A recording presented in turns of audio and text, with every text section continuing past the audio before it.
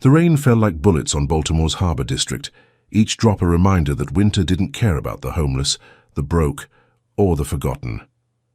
Harper Lane pulled her thin denim jacket tighter as she hurried down the wet sidewalk, her sneakers splashing through puddles that reflected the distant lights of cranes and warehouses. 29 years old, bone-tired from another double shift at the Harbor Light Cafe, she had exactly $43 to stretch until Friday. And Friday felt like a lifetime away. She almost didn't hear it over the traffic and rain, a small, broken sob cutting through the night like a knife. Harper stopped, her breath forming clouds in the freezing air. There, hunched on a metal bench at the bus stop, was a little boy, maybe 5 years old, wearing clothes too expensive for this neighborhood but too thin for this weather. His small shoulders shook as he tried to wipe his face with sleeves that were already soaked through. No adult in sight. Just a child, alone, crying in the rain. Harper's chest tightened with a familiar ache, the same one she'd felt at 7 years old, waiting on a similar street corner for a mother who never came back. Without thinking, she walked over and knelt beside him. "Hey, sweetheart, what's wrong?" The boy looked up with eyes the color of storm clouds, wide with fear and hope. I lost my car. The black car. They said to wait here, but..." His voice broke. "Nobody came back." Harper didn't hesitate. She shrugged off her jacket and wrapped it around his small frame, feeling the immediate bite of cold against her own skin. "What's your name, honey?" "Theo." "Okay, Theo. I'm Harper, and I'm going to stay right here with you until we figure this out, all right? You're not alone anymore. Welcome to Passion and Power, where love conquers even the darkest empires. If this story is already pulling at your heartstrings, drop a comment telling me where you're watching from and hit that subscribe button. Your support helps me bring you more incredible romance stories that will keep you on the edge of your seat. Now, let's see how one act of kindness changes everything. Harper had learned early in life that kindness was a luxury she couldn't afford. But somehow she'd never been able to stop herself from giving it away. As she sat beside Theo on that freezing bench, her jacket wrapped around his small body, while the rain soaked through her thin sweater, she wondered if this was how her mother had felt, if caring too much was what had driven her to the bottle, and eventually away from Harper forever. 2 years sober, 731 days since her last drink. Harper counted them like rosary beads, each one a small victory against the genetic curse that had destroyed her family. The stress of unpaid bills, of caring for her sick mother, of working 3 jobs just to survive. It all pressed against her sobriety like water against a dam. But she held on, one day at a time. "Tell me about the black car," she said gently, trying to distract both of them from the cold. Theo sniffled. "It's really big. And shiny. Marcus drives it, but Marcus had to go to the bathroom, and he said to wait right here, but that was..." He looked around helplessly. "A long time ago." Harper pulled out her phone, water droplets scattering across the cracked screen. She should call the police. That was the responsible thing to do. But something in Theo's eyes reminded her too much of herself, that desperate fear of being abandoned, of not being worth coming back for. "You know what?" she said instead. "When I was little and scared, my grandma used to tell me stories about brave pirates who sailed right here in Baltimore's harbor. Want to hear one?" Theo nodded eagerly, pressing closer to her warmth. As Harper spun tales of treasure and adventure, she didn't notice the black SUV that pulled up with military precision. She didn't see the 2 men in expensive suits who emerged first, their eyes scanning the area with professional alertness. She only became aware of the danger when a shadow fell across them, blocking out the streetlight. "Theo." The voice was deep, controlled, and carried the kind of authority that made people step aside without being asked. Harper looked up to see a man who seemed to command the very air around him, tall, broad-shouldered, with dark hair dampened by rain and eyes the color of midnight. His suit probably cost more than Harper made in 6 months, but it was the way he carried himself that marked him as dangerous, like a predator who'd never learned to be prey. Lorenzo Calder. She didn't know his name yet, but she recognized the type. Power. Money. The kind of man who took what he wanted and destroyed what got in his way. Theo scrambled up from the bench but didn't let go of Harper's jacket. "Papa, you came back." The relief in the child's voice was heartbreaking, but Harper caught the undertone of surprise, as if Theo hadn't been entirely sure his father would return. Lorenzo's dark gaze moved from his son to Harper, taking in her soaked sweater, her protective posture, the way Theo clung to her jacket like a lifeline. "Who are you?" "Harper Lane." She stood slowly, trying not to show how much his presence unnerved her. "I found him alone. He was cold." "Marcus," Lorenzo called without taking his eyes off Harper. One of the suited men stepped forward, his face grim. "Sir, there was a miscommunication with the pickup time. I take full responsibility." "Later." Lorenzo's voice cut through the explanation like a blade. He knelt beside Theo, his expression softening in a way that surprised Harper. "Are you hurt?" "No, Papa. Harper told me pirate stories. She kept me warm." Theo held up the denim jacket. "Can she come home with us? Please?" Lorenzo's eyes flicked back to Harper. She was shivering now, her arms wrapped around herself, but her chin was raised in defiance of both the cold and his scrutiny. Most people cowered when they realized who he was. This woman looked ready to fight him if he tried to take the jacket back from his son. "You'll catch pneumonia," he said, standing and shrugging out of his long wool coat. Before Harper could protest, he draped it around her shoulders. The gesture was surprisingly gentle, but the weight of the expensive fabric felt like a chain. "I can't," she started. "You can, you will." His tone brooked no argument. "Get in the car, both of you." Harper's survival instinct screamed warnings. Never get in a car with strangers. Never trust men who commanded fear. Never let yourself be indebted to someone with that much power. But Theo was still holding her hand, looking up at her with those storm-grey eyes, and she couldn't bring herself to abandon him twice in one night. The interior of the SUV was warm and luxurious, all leather and technology that Harper had only seen in movies. Theo climbed into the seat beside her, chattering about pirates and treasure, while Lorenzo sat across from them, his phone buzzing with constant messages that he ignored. "Where do you live?" he asked Harper. She gave him the address of her rundown apartment building, watching his expression carefully. But if he judged her neighborhood, he didn't show it. "And you work?" "Harborlight Cafe on Eastern Avenue." She paused. "Look, I don't want any trouble. I just couldn't leave him alone." "Why?" The simple question hit harder than any accusation. Harper looked down at her hands, still trembling slightly from the cold. "Because I know what it feels like to be forgotten." Something shifted in Lorenzo's expression. For just a moment, the mask of control slipped, revealing something raw and human underneath.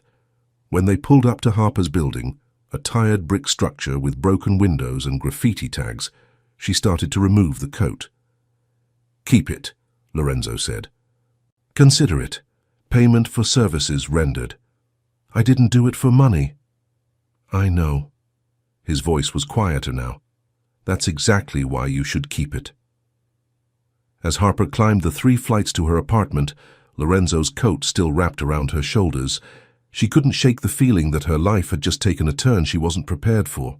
Behind her, she heard the SUV's engine idling, and she wondered if Lorenzo Calder was the kind of man who kept track of debts, or the kind who collected them. The coat hung in Harper's tiny closet, like an accusation.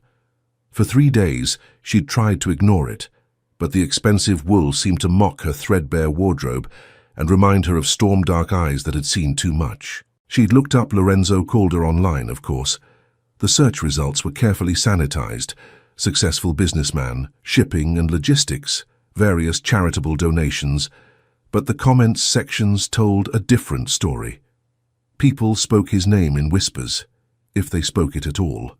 Harper had experience with dangerous men. Her mother's boyfriend, Rick, had been charming at first too. Expensive gifts, protective gestures, promises of a better life.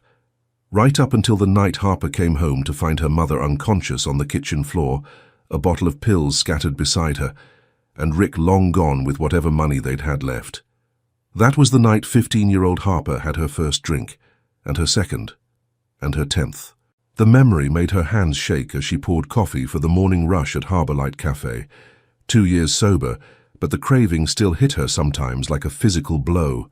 Stress was her biggest trigger, and Lorenzo Calder represented more stress than she'd faced since getting clean. The bell above the cafe door chimed, and Harper looked up to see a familiar small figure peering around the edge of a display case. Theo spotted her and broke into a grin that made her heart clench. "Harper! Papa! It's Harper!" Lorenzo appeared behind his son, looking impossibly out of place in the humble cafe. His presence seemed to suck all the air from the room, and Harper noticed how the other customers suddenly found their phones very interesting. "We came to see if you're okay," Theo announced, climbing onto a stool at the counter. "Papa said you might be sick from the rain." Harper glanced at Lorenzo, who was studying her with an intensity that made her skin prickle. "I'm fine, just working." "You look tired," Lorenzo observed. It wasn't criticism, just fact, but it stung anyway. "Some of us have to work for a living," Harper replied, then immediately regretted the defensive edge in her voice. Instead of taking offense, Lorenzo's mouth quirked up in what might have been amusement. "Fair enough. What time do you get off?" "Why?" "Because Theo hasn't stopped talking about you for 3 days, and I'm running out of ways to explain why the nice lady from the bus stop can't come tell him more pirate stories." Harper looked down at Theo, who was watching her with hopeful eyes. The smart thing would be to say no, to return the coat, thank them politely, and go back to her safe, small life. But when had she ever done the smart thing? "I finish at 6, she heard herself say. "We'll pick you up." It wasn't a question, but Harper found herself nodding anyway. That evening, as she climbed into the familiar SUV, Harper tried to tell herself this was just about Theo. The little boy chattered excitedly about his day, his school, his toys, while Lorenzo remained silent in the front seat, but Harper caught him watching her in the rearview mirror, his dark eyes unreadable. The Calder mansion sat on a hill overlooking the harbor, all glass and steel and modern lines that spoke of serious money. As they pulled through the electronic gates, Harper felt the familiar tightness in her chest that came with being out of her depth. "It's really big," Theo said, following her gaze, "but it gets lonely sometimes. That's why Papa got me a fish. But fish don't tell stories." The inside of the house was beautiful but cold, like a museum where people happened to live. Theo led Harper to his room, which was bigger than her entire apartment and filled with toys that looked barely touched. He settled beside her on his bed, a book of fairy tales in his lap. "Mama used to read to me," he said quietly, "but she went to heaven when I was little. Do you think she can hear the stories from there?" Harper's throat tightened. "I think Mamas always listen, no matter where they are." As she read about brave princes and magical kingdoms, Harper was aware of Lorenzo in the doorway, leaning against the frame with his arms crossed. When she glanced up, their eyes met, and something passed between them. A recognition of shared loss, perhaps, or mutual understanding of what it meant to protect something precious. After Theo fell asleep, Lorenzo walked Harper to the kitchen, where he poured himself a scotch and offered her one. The amber liquid caught the light, beautiful and tempting. "I don't drink," Harper said quickly. Lorenzo paused, the bottle halfway to his lips. "At all?" "Not anymore." She didn't elaborate, but something in her tone must have conveyed the weight behind those words. He set down his glass without taking a sip. "Coffee, then?" As he moved around the kitchen with surprising domesticity, Harper found herself studying him. Without the intimidating presence of his security detail, he seemed more human, still dangerous but human. "Why did you really bring me here?" she asked. Lorenzo handed her a steaming mug, their fingers brushing briefly. "Because my son smiled for the first time in months when he talked about you. Because you gave him your jacket without thinking twice. Because—" He paused, seeming to choose his words carefully. "Because I haven't met many people who do the right thing when no one's watching." "You don't know anything about me. I know you work 3 jobs to pay for your mother's medical bills. I know you live in a neighborhood where most people lock their doors and mind their own business, but you stopped to help a stranger's child. I know you're stronger than you think you are." Harper's hands tightened around the mug. "You had me investigated. I protect what matters to me. Theo matters to me. And what about me? Do I matter to you?" The question hung between them, dangerous and loaded. Lorenzo stepped closer, close enough that Harper could smell his cologne, could see the flecks of gold in his dark eyes. "You're starting to," he said quietly, "and that terrifies me." Harper's hands were shaking as she unlocked her apartment door 3 weeks later, and it had nothing to do with the cold. The envelope in her purse felt like it weighed 1,000 pounds. Final notice on her mother's medical bills, the ones she'd been juggling for months. $60,000. She might as well have been asked to fly to the moon. The stress was eating at her sobriety like acid. For the first time in 2 years, Harper found herself standing in front of the corner liquor store, staring at the neon signs advertising temporary peace in a bottle. Just one drink. Just enough to make the crushing weight of responsibility feel manageable. Her phone buzzed. A text from Lorenzo. "Theo wants to know if you're coming for dinner tomorrow. He's been practicing a new pirate voice." The simple message broke through her spiral. She thought of Theo's laugh, of the way he'd started calling her Harper the Brave, after she'd told him a story about a fearless pirate captain. She thought of Lorenzo's rare smiles, the way his whole face changed when he looked at his son. Harper turned away from the liquor store and went home. The next evening at dinner, she was quieter than usual. Theo noticed immediately, the way children always do. "Are you sad, Harper?" he asked, abandoning his pasta to study her face. "Just tired, sweetheart." But Lorenzo's eyes were sharper, more knowing. After Theo went to bed, he found Harper on the terrace, overlooking the harbour, her arms wrapped around herself against the evening chill. "What's wrong?" he asked, joining her at the railing. Harper almost said nothing, almost smiled and deflected like she always did. But something about the way Lorenzo waited, patient and solid, beside her, made the truth spill out. "My mother's medical bills. The insurance won't cover her treatment anymore, and She laughed bitterly. "I can't even afford to keep her in the facility she's in now, let alone get her the help she needs." Lorenzo was quiet for a long moment. "How much?" "It doesn't matter." "How much, Harper?" 60,000. But I'm not telling you this because I want your money. I needed to tell someone." "What if I could help?" Harper turned to face him, her eyes fierce. "I won't be your charity case." "What if it wasn't charity? What if it was a job?" "What kind of job?" Lorenzo's expression was carefully neutral. "Theo needs someone. Not just a babysitter, but someone who cares about him. Someone he trusts. Live here, take care of him, and I'll handle your mother's medical expenses." Harper stared at him. "You want me to move in here?" "I want you to be part of his life, part of—" Lorenzo stopped, seeming to catch himself. The salary would be more than enough to cover everything. It was too good to be true. Harper had learned that when something seemed too good to be true, it usually was. But the alternative was watching her mother deteriorate in a state facility, while Harper worked herself into an early grave trying to pay bills that would never get smaller. "Why?" she whispered. Lorenzo stepped closer, his hand coming up to cup her face. "Because I'm falling in love with you, and I don't know how to do this any other way." The admission hung between them like a bridge neither was sure they should cross. Harper's breath caught as Lorenzo's thumb traced her cheekbone. "I'm not good at this," she said. "Love, relationships, I break things." "So do I." His voice was rough with honesty. "But maybe we can figure it out together." When he kissed her, it was gentle at first, tentative, but when Harper kissed him back, something ignited between them. All the tension and attraction that had been building for weeks finally found its outlet. Lorenzo's hands tangled in her hair as Harper pressed closer, her body responding to his touch with an intensity that scared her. They broke apart, breathing hard, foreheads touching.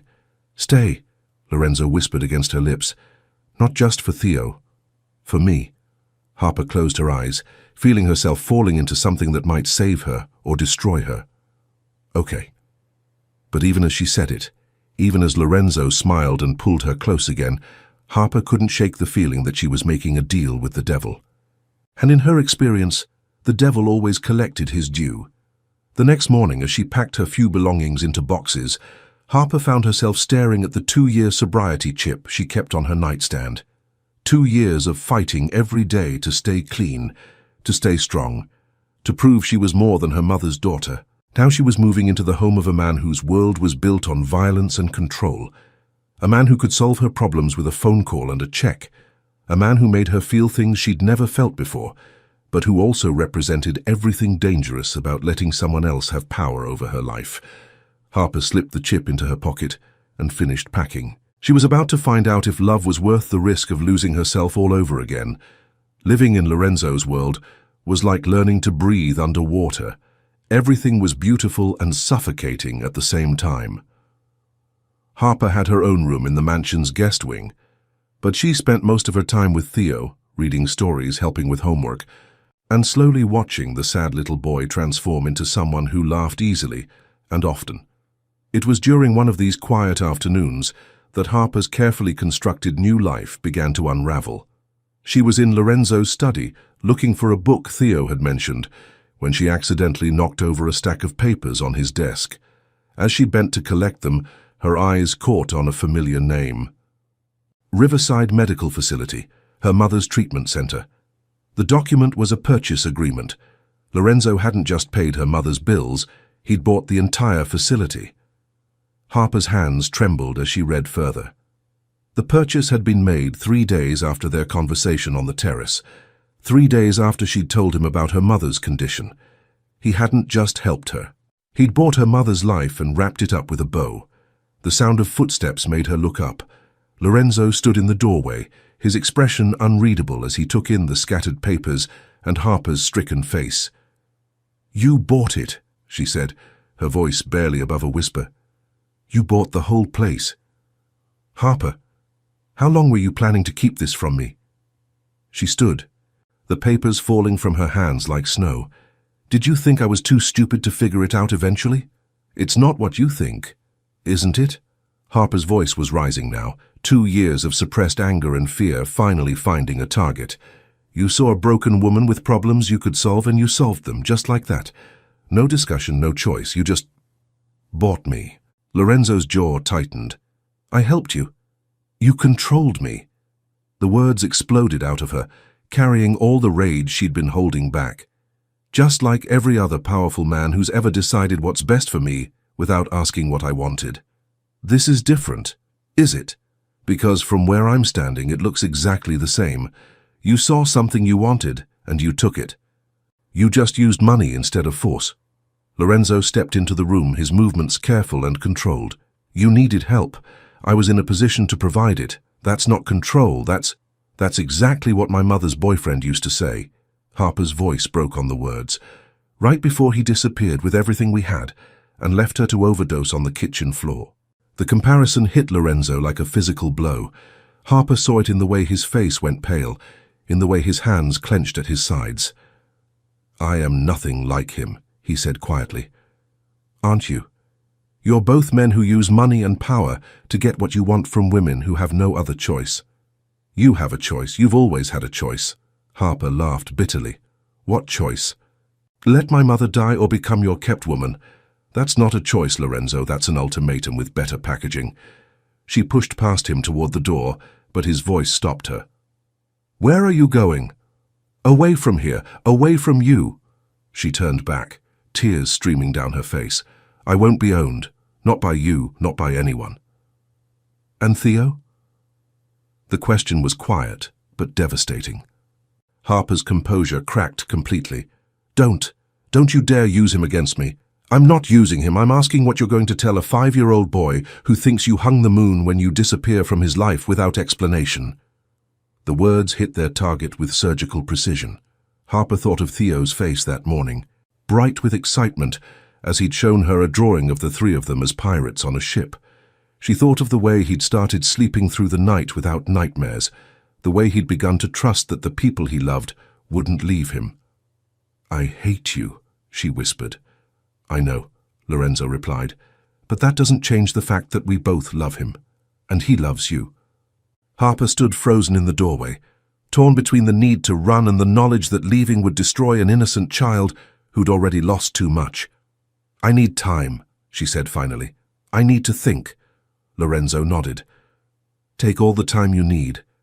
But Harper," she looked back at him, "whatever you decide about us, don't punish him for my mistakes." That night, Harper sat in her room staring at the sobriety chip in her palm. The craving was back, stronger than it had been in months. The stress, the betrayal, the crushing weight of being trapped between impossible choices, it all pressed down on her like a physical force. She could walk to the kitchen. Lorenzo kept expensive liquor in the cabinet above the sink, just one drink to quiet the noise in her head, just enough to make the pain manageable.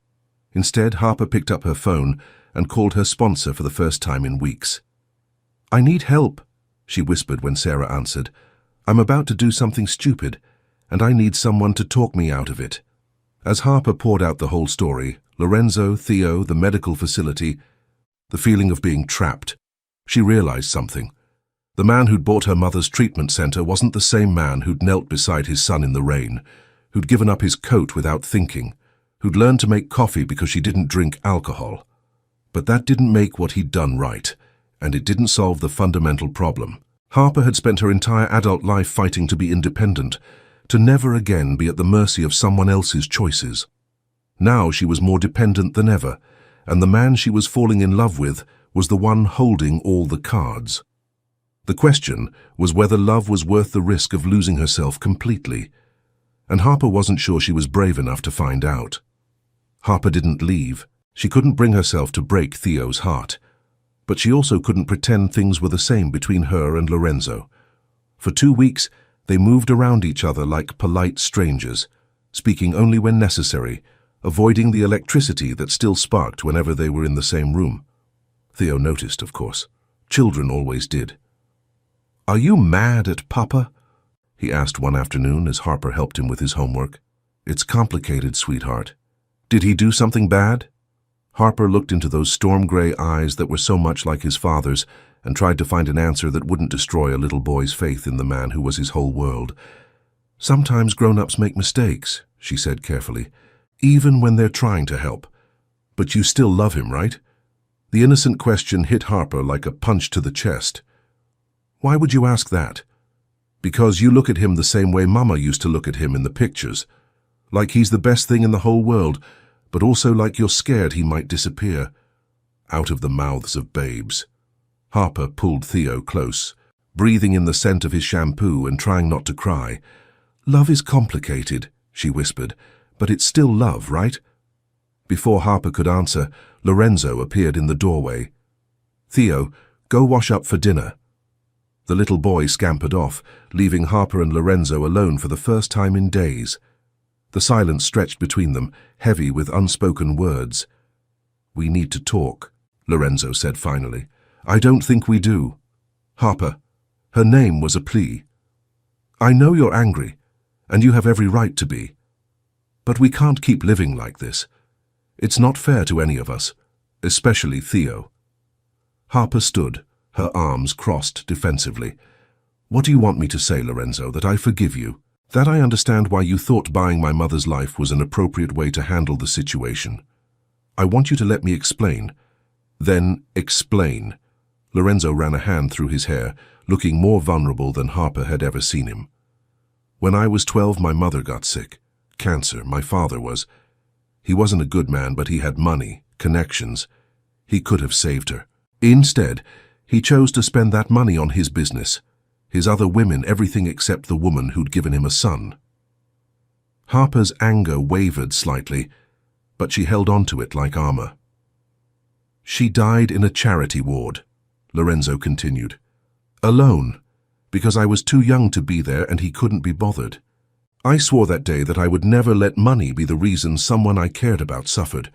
So you decided to play God instead. I decided to use the power I have to protect the people I love. Yes, I should have told you. Yes, I should have asked. But Harper, if you'd said no, if you'd refused my help out of pride, would you have been able to live with yourself if your mother died because of it?" The question hung between them like a blade. Harper wanted to say yes, wanted to claim that her principles were worth more than her mother's life, but she couldn't, because Lorenzo was right and they both knew it. "That's not the point," she said weakly. "Isn't it?" Lorenzo stepped closer. "You're angry because I took away your choice, but what choice did you really have? Work yourself to death trying to pay impossible bills, or watch your mother die slowly in a state facility. Those weren't choices, Harper. That was just different kinds of suffering. You don't understand. I understand that you're terrified of being dependent on someone else. I understand that every man in your life has used his power to hurt you, but I'm not them, Harper. I'm not going anywhere, and I'm not going to hurt you. You already did hurt me. The words came out broken. You made me feel like I mattered, like my opinion counted, and then you made a decision that affected my entire life without even consulting me. Lorenzo's face crumpled. You're right. I fucked up. I was so focused on solving the problem that I forgot the most important part. Treating you like an equal partner instead of someone who needed to be rescued. I don't need to be rescued. I know. That's what I love about you. You're the strongest person I've ever met, and you don't even realize it. He reached for her hands, and this time she didn't pull away. But strength doesn't mean you have to carry everything alone. It doesn't mean you can't let someone help you. Harper looked down at their joined hands. I'm scared, she whispered. Of what? Of losing myself. Of becoming someone who needs you so much that I forget who I am without you. She looked up, tears streaming down her face. My mother was strong once, too, before she met my father, before she started depending on men who promised to take care of her. I watched her disappear piece by piece until there was nothing left but addiction and regret. Lorenzo cupped her face gently. You are not your mother, and I am not your father. What we have, it's not about dependence, it's about choice. Every day I choose you. Every day you choose me. That's what love is. What if I make the wrong choice? Then we figure it out together. But Harper, choosing to trust me, choosing to let me love you, that's not weakness, that's the bravest thing you could do. Harper closed her eyes, feeling herself standing at the edge of a cliff. She could step back, stay safe, keep the walls around her heart intact, or she could jump and trust that Lorenzo would catch her. I need you to promise me something, she said finally. Anything. No more decisions about my life without me. No more solving my problems without asking. If we're going to do this, we do it as equals. I promise. And if I ever ask you to step back to give me space to handle something on my own, you have to respect that. I promise. Harper opened her eyes and saw her future reflected in Lorenzo's dark gaze. It was terrifying and beautiful and completely uncertain, but for the first time in her life, she was willing to take the risk. I love you, she whispered. Lorenzo's smile was like sunrise. I love you too. When he kissed her, it was different from before. Not desperate or uncertain, but sure and steady and full of promise. Harper kissed him back with everything she had, pouring 2 years of loneliness and fear and hope into the connection between them. They broke apart when they heard small footsteps on the stairs. Are you done being mad now? Theo asked from the doorway, his face hopeful. Harper laughed through her tears. Yes, sweetheart, we're done being mad. Good, Theo said matter-of-factly, because I drew us a new picture, and in this one we're all smiling. As Lorenzo pulled both Harper and Theo into his arms, Harper felt something settle in her chest. For the first time in her life, she was home. Not in a place, but with people who chose her every day just as she chose them. It wasn't perfect. There would be more fights, more misunderstandings, more moments when her past tried to convince her that happiness was temporary. But Harper was done running from love. She was ready to fight for it instead. Years later, Harper would look back on that rainy night in Baltimore as the moment her real life began. Not because a powerful man had rescued her, she'd never needed rescuing, but because she'd chosen to rescue herself by opening her heart to love. The Harborlight Cafe had been transformed into a community center, funded by the Calder Foundation, but run entirely by Harper. It provided job training, addiction counseling, and childcare for families in the Harbor District. Every morning, Harper walked through its doors knowing she was making a difference in the same neighborhood where she'd once felt invisible. Lorenzo had stepped back from the darker aspects of his business empire, focusing instead on legitimate enterprises and philanthropy. It hadn't been easy. There were still threats, still enemies who saw his happiness as weakness, but he'd learned that some things were worth more than power, and Harper and Theo topped that list. Theo, now 8 years old, was thriving. He still loved pirate stories, but now he wrote his own, starring a brave captain named Harper who sailed the seven seas rescuing lost children. His nightmares had faded, replaced by dreams of adventure and family. On quiet evenings, the three of them would sit on the terrace overlooking the harbor, watching ships come and go while Theo practiced reading aloud. Harper's mother had passed peacefully the year before, but not before seeing her daughter truly happy for the first time. "Tell me the story again," Theo would say, curled between Harper and Lorenzo on the outdoor sofa. "Which story?" Harper would ask, though she always knew which one he meant. "The one about the night you found me." And Harper would tell him about the rain, about the cold, about a little boy who needed someone to stay. She'd tell him about kindness and courage, and the way love could grow from the smallest acts of caring. But she never told him the most important part, that on that night, when she'd wrapped her jacket around a stranger's child, she hadn't just saved him, she'd saved herself too. Love, Harper had learned, wasn't about being rescued. It was about choosing to be brave enough to rescue each other, one small act of kindness at a time. And that's how one moment of compassion changed 3 lives forever, here at Passion and Power. Sometimes the most powerful love stories begin with the simplest acts of kindness. If this story touched your heart, please hit that like button and subscribe for more incredible romance stories that will keep you believing in the power of love. Your support means everything to me and helps me continue bringing you these emotional journeys. Until next time, keep believing in love's ability to transform even the darkest hearts.